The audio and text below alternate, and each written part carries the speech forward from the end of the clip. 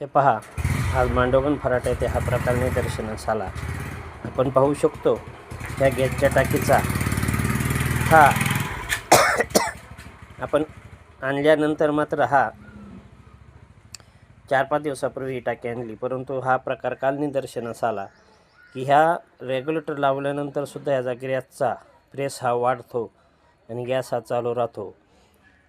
रेग्युलेटरचे बाजूला जरी काढलं तरी अचानक प्रेसमध्ये आणि निपलमधून असं जोर खालून आला की इतका प्रेस सुरू राहतो की एखादी अपघाताची घटना घडू नये या दृष्टीने आता आपण संबंधित गॅस जे आपल्या इथं वितरक आहेत त्यांच्याकडे ही टाकी घेऊन जाणार आहोत.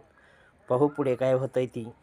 परंतु चूक कंपनीच्या कामगाराची, म्हणजे इतक्या अतिशय महत्त्वाचं ज्वलनशील पदार्थाची सुद्धा काळजी घेतलीच जाते असे नाही, तरी सर्व ग्राहकांना ही एक मंगलमय सूचना व काळजी घेण्याचं अतिशय महत्त्वाचं आहे की आपल्या गॅसच्या टाक्या आपण नक्की चेक करत जा.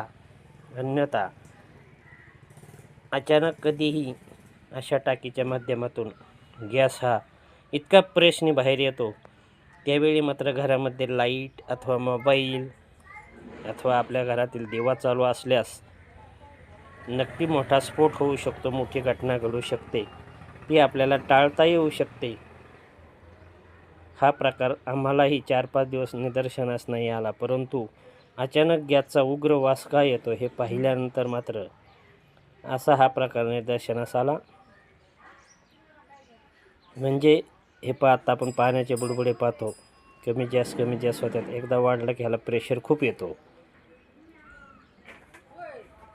चूक कंपनीची, शिक्षा ग्राहकाला, त्याहीपेक्षा अतिशय महत्त्वाचं एखादी मोठी घटना, दुर्घटना ही घडू नये या दृष्टीने हे खूप महत्त्वाचे आहे.